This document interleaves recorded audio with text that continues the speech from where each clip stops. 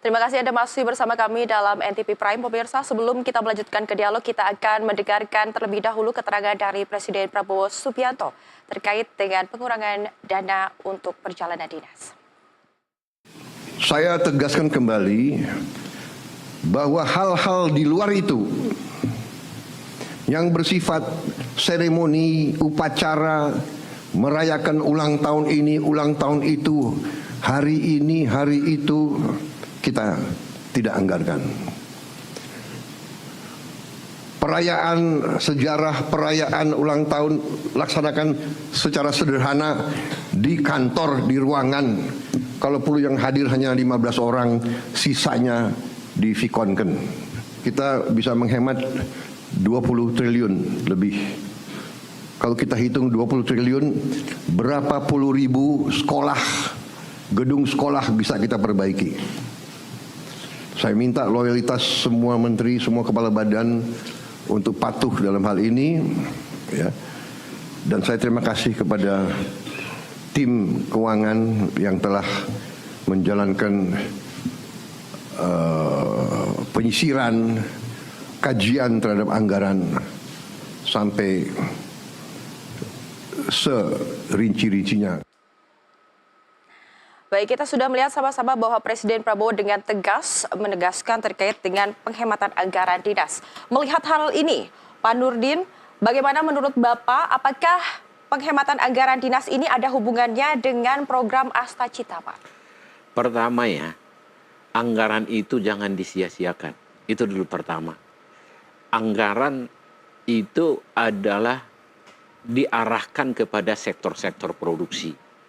Jadi anggaran kita ini sudah terbatas, itu disia-siakan lagi, mau jadi apa Republik ini? Kan begitu. Kita lihat aja, saya melihatnya sebagai seorang entrepreneur ya. Jadi kalau sempat masih ada anggaran kita yang tidak produktif, penggunaannya, ini adalah kesalahan besar. Kecuali kita punya pendapatan itu sudah berlebih untuk membangun. Bolehlah bermewah-mewah. Tapi kalau kita sekarang bicara untuk meningkatkan pendapatan masyarakat miskin, supaya orang miskin berkurang dan lama-lama miskin tidak ada, kita harus sakit-sakit dulu lah di awal ini. Dan utamanya adalah anggaran itu diarahkan kepada sektor-sektor yang menghasilkan produksi. Dalam hal ini swasembada pangan adalah merupakan top priority menurut saya. Karena ini langsung digeluti oleh masyarakat luas seluruh Indonesia. Apabila orang sudah makan, sudah tidak lapar lagi, mereka sudah akan mudah ditingkatkan lagi produktivitasnya dan ditingkatkan lagi kesehatannya, kemudian dia akan semakin pintar dan semakin maju untuk berkembang lebih selanjutnya. Jadi anggaran-anggaran yang menurut saya untuk perjalanan dinas, pesta-pesta segala macam, saya mendukung daripada apa yang dikatakan Prabowo, itu dihemat dulu lah.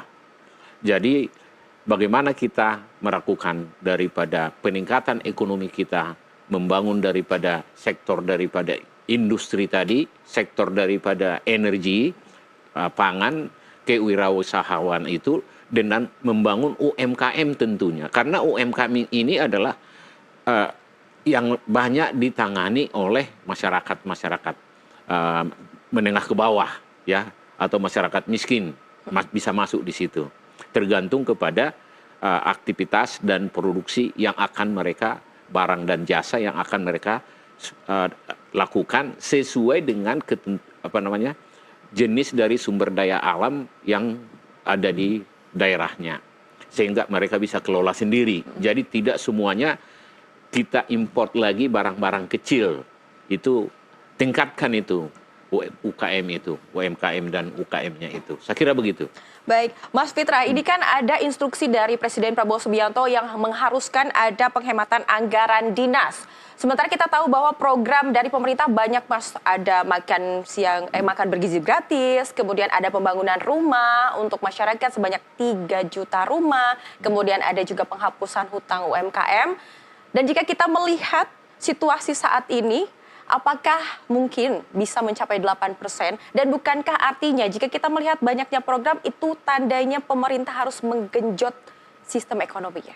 Iya, jadi first thing first, kita harus bicara mengenai prioritas ya. Memang dari tahun lalu saya sudah menyampaikan bahwa ada potensi pembengkakan anggaran tahun 2025 ini. Kalau kita lihat prognosis tahun 2025 berdasarkan nota keuangan, itu ada defisit 620 triliun ya, 2,5% dari GDP. Nah, tapi itu bisa membengkak menjadi 800 triliun. Dari mana? Pertama, dari potensi shortfall dari revenue. Revenue kita yang kemungkinan 2.996 triliun, itu 2.490 triliun ini dari pajak. 945 triliun dari PPN. Nah ini saja ada beberapa potensi shortfall hingga 100 triliun. Itu baru dari sisi revenue. Dari sisi belanja, itu ada potensi peningkatan 100 sampai 130 triliun. Kenapa? Karena banyak anggaran prioritas yang saya hitung sampai 1/9 itu bisa meningkat ya secara cukup signifikan. Dan surprisingly, Pak Prabowo kemarin dalam speech-nya itu juga menyatakan bahwa beliau bersama-sama Kementerian Keuangan, Bu Sri Mulyani, itu sudah menghitung sampai 1/9. Makanya keluar Inpres 1 2025 yang bahkan kemudian beliau membicarakan mengenai potensi pemotongan atau penghematan anggaran 306 triliun. Yaitu sesuai dengan apa yang saya hitung sebelumnya, dia potensi peningkatan anggaran sampai 250 triliun, yang mana itu bisa sampai 2,9% dari GDP kalau kita hitung-hitung. Dan itu pasti postur fiskal akan sangat jelek sekali. Dan Pak Prabowo sepertinya menyadari itu, sehingga prioritas kepada sektor-sektor yang memang memberikan dampak penggandaan ekonomi paling signifikan. Tetapi di sisi yang lain, misalnya ada anggaran-anggaran yang kemungkinan dipotong misalnya dari sisi infrastruktur.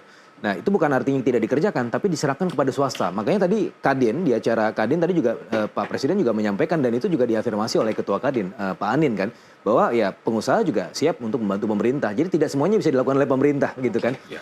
Jadi kita bisa melihat bahwa pertumbuhan ekonomi kita masih bisa di atas 5% di tahun ini, ya mungkin akan menuju 8% nanti sampai tahun 2029, tanpa harus kemudian mengorbankan anggaran sampai kemudian defisitnya membengkak. Kalau defisit membengkak, kepercayaan investor itu kan menjadi sangat negatif gitu ya.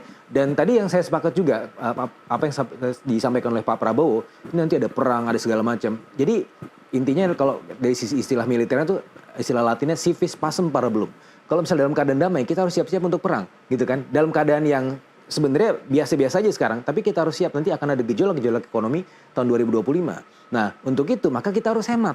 Sebagaimana juga kemudian dilakukan oleh pemerintah-pemerintah lain, seperti misalnya di Argentina, Javier Milei, itu memangkas anggarannya sehingga sebelumnya itu defisit menjadi surplus dan bahkan ekonomi bisa tumbuh. Bahkan Donald Trump itu sudah dengan kementerian efisiensinya, Department of Government Efficiency, itu juga sudah melakukan langkah-langkah pengurangan anggaran gitu kan. Dan ini sudah menjadi patron dunia, dan saya rasa ketika Pak Prabowo melakukan itu sangat-sangat bisa diterima gitu kan. Kita bisa melaju ekonominya tanpa kemudian harus membebani perekonomian di jangka menengah panjang. Tapi ini sendiri untuk penghematan anggaran dinas ini mengandung pro dan kontra, Mas.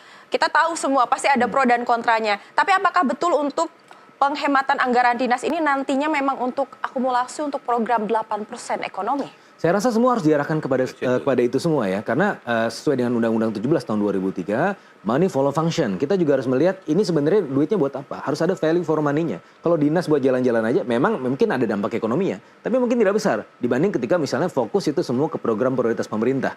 Ya, daripada kemudian bikin seminar, kemudian jalan-jalan yang kemudian outputnya juga nggak jelas gitu kan. Outcome-nya juga kita tidak bisa lihat. Nah, jadi prioritas saja kepada Astacita tadi. Jadi anchor-nya itu Astacita, sehingga kalau misalnya kita berpegang pada itu semua, sehingga 8% menurut saya bukan impian lagi. Kalaupun itu tidak tercapai, saya ingat apa yang disampaikan oleh Bung Karno.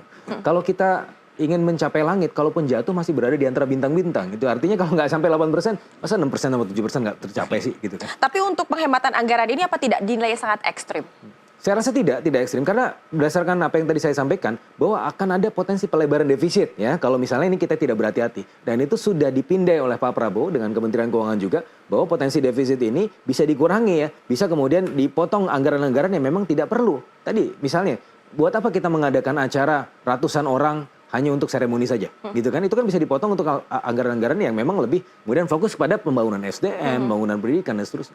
Apakah itu akan efektif? Jika kita hanya mengadakan pengurangan anggaran untuk dinas saja, apakah akan efektif? Atau mungkin ada solusi lain? Kalau dari Inpres 1 2025 itu bukan hanya dinas ya, tapi kita lihat bagaimana anggaran infrastruktur misalnya yang sudah dibuat, tapi kemudian dilihat bahwa oh ternyata ini kalau dialihkan ya itu masih bisa lebih signifikan karena banyak juga anggaran-anggaran infrastruktur yang dibuat tanpa kajian yang memadai. Maka itu yang kemudian dilihat oleh Pak Prabowo. Pak Prabowo sudah menyampaikan beberapa waktu yang lalu dan juga itu diresonansi oleh Pak Wamen Keuangan Thomas Jiwandono bahwa kalau ada beberapa anggaran infrastruktur misalnya sekitar 100 sampai 150 triliun itu bisa dialihkan untuk anggaran prioritas ini. Selain tadi ya anggaran-anggaran untuk dinas dan lain-lain yang tidak terlalu penting gitu. Baik, terima kasih sekali Pak Fitra. Ini sangat menarik sekali, ternyata memang banyak sekali yang perlu kita lakukan untuk peningkatan ekonomi di angka 8% bahkan lebih ini.